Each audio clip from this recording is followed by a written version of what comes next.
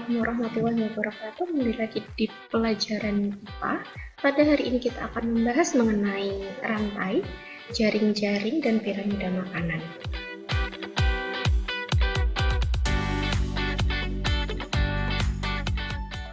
Sebelum kita membahas lebih jauh mengenai bagaimana jaring-jaring, kemudian bagaimana rantai makanan, dan bagaimana piramida makanan, terlebih dahulu kita akan memahami bagaimana pengertian dari rantai makanan. Jadi rantai makanan itu adalah sebuah peristiwa makan dan dimakan antara sesama makhluk hidup dengan urutan-urutan tertentu. Dalam suatu rantai makanan terdapat makhluk hidup yang mempunyai peran sebagai produsen, konsumen, dan sebagai dekomposer atau pengurai. Pada pertemuan sebelumnya sudah dibahas tentang siapa itu produsen, siapa itu konsumen, dan siapa itu dekomposer gitu ya. Kemudian pada kejadian rantai makanan terjadi suatu proses makan dan dimakan dalam suatu urutan tertentu. Jadi ada urutannya. Kemudian setiap tingkat dari rantai makanan dalam sebuah ekosistem itu juga disebut dengan tingkat trofik. Pada skema satu ini diambil contoh sebagai rantai makanan sawah. Jadi di sini ada produsen, kemudian ada konsumen tingkat 1, konsumen 2, konsumen 3, hingga konsumen puncak. Jadi produsen di sini adalah tanaman-tanaman yang ada di sawah. Ini adalah ekosistem sawah. Kemudian konsumen satunya adalah kupu-kupu. Kemudian konsumen 2-nya adalah katak, konsumen ketiga adalah ular, dan konsumen puncaknya adalah elang. Kemudian jadi dari satu rantai ini bisa disimpulkan bahwa rantai makanan itu adalah satu kesatuan atau satu garis lurus dari peristiwa makan dan dimakan itu sendiri.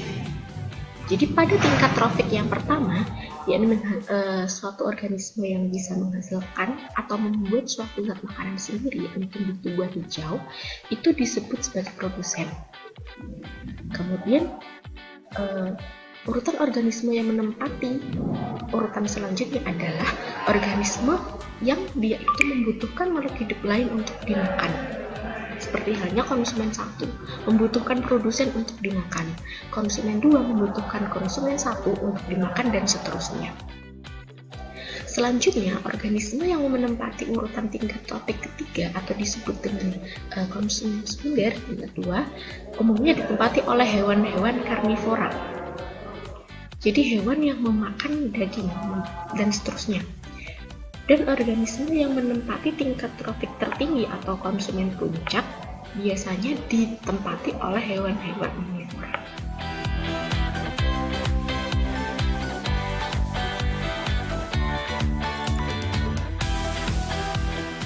Oke, yang selanjutnya adalah jaring-jaring makanan. Jadi dalam suatu ekosistem, selain terdapat rantai makanan, juga terdapat jaring-jaring makanan, di mana jaring-jaring makanan itu bahasa sederhananya adalah kumpulan dari beberapa rantai makanan. Kemudian, jadi tumbuhan hijau itu tidak hanya dimakan oleh satu organisme saja, tetapi dapat dimakan oleh berbagai konsumen primer. Misalnya, bunga sepatu daunnya dimakan oleh ulat. Ulat juga makan daun sawi. Kemudian daun sawi juga dimakan oleh belalang, dan seterusnya. Jangan lupa bahwa rantai makanan itu adalah rantai yang saling berhubungan antara satu dengan yang lain, yang disebut dengan jaring-jaring makanan. Di sini bisa dilihat contoh jaring-jaring makanan, di mana produsennya di sini adalah tumbuhan. Tumbuhan dimakan oleh belalang, dimakan oleh burung pemakan biji, dimakan oleh tikus, dimakan oleh kelinci.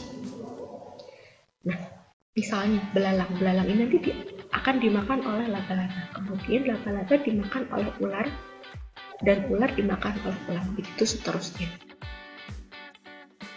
Dan antar rantai makanan ini saling berhubungan. Laba-laba juga bisa dimakan oleh burung pemakan serangga. kemudian burung pemakan biji juga bisa dimakan oleh ular, dimakan oleh elang, juga dimakan oleh rubah. Jadi saling berhubungan.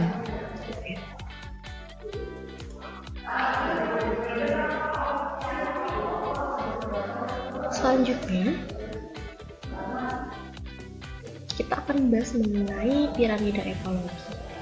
Di mana piramida ekologi yaitu suatu diagram piramida yang dapat menggambarkan hubungan antara tingkat trofik satu dengan tingkat trofik yang lain secara kuantitatif pada suatu ekosistem.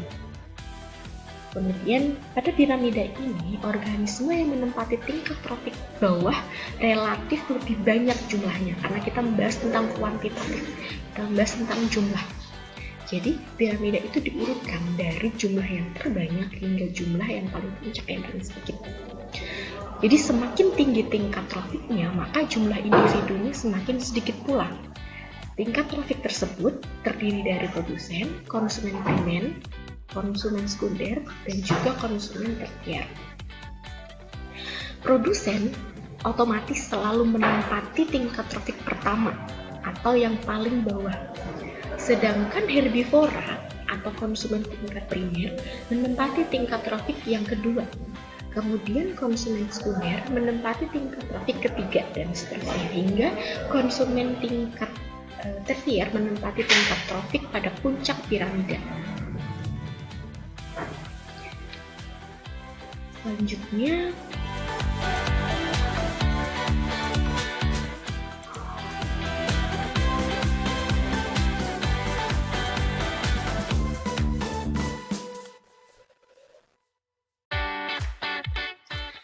jenis-jenis piramida ekologi.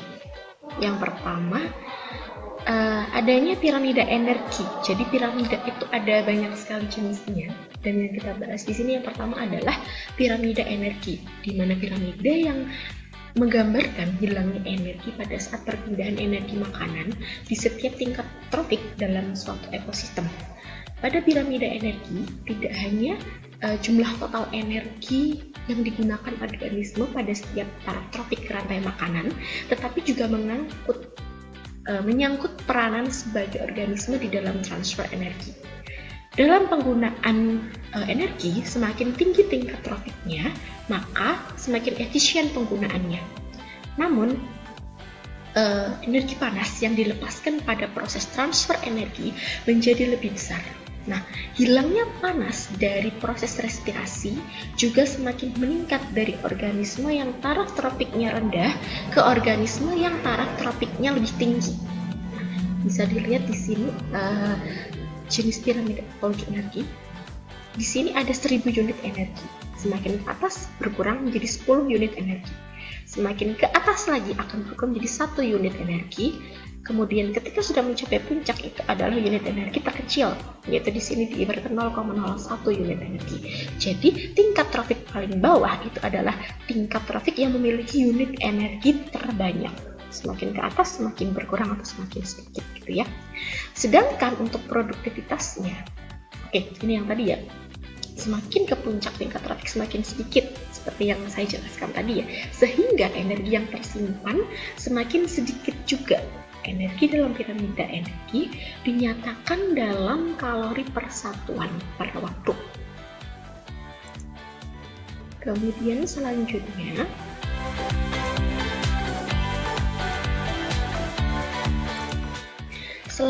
ada piramida biomasa.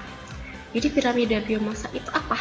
Piramida biomasa itu adalah suatu piramida yang menggambarkan berkurangnya transfer energi pada setiap tingkatan trofik dalam suatu ekosistem. Pada piramida biomasa, setiap tingkat trofik menunjukkan berat kering dari seluruh organisme di tingkat trofik yang dinyatakan dalam gram per meter kuadrat. Jadi piramida biomasa itu dihitung dari berat keringnya. Umumnya, bentuk piramida biomasa ini akan mengecil ke puncak karena perpindahan energi antara tingkat trofik tidak efisien. Tetapi piramida biomasa dapat berbentuk terbalik sesuai dengan konteksnya gitu ya. Jadi misalnya nih, di lautan terbuka, Produsennya adalah fitoplankton mikroskopik, sedangkan konsumennya adalah makhluk mikroskopik sampai makhluk besar seperti paus biru, di mana biomasa paus biru melebihi produsennya. Puncak piramida biomasa memiliki biomasa terendah yang berarti jumlah individunya sedikit. Yang umumnya individu karnivora pada puncak piramida bertubuh lebih besar. Bisa dilihat di sini ya. Jadi di paling bawah otomatis adalah tumbuhan sebagai produsen, kemudian ada konsumen primer, ada konsumen sekunder, dan ada konsumen tersier.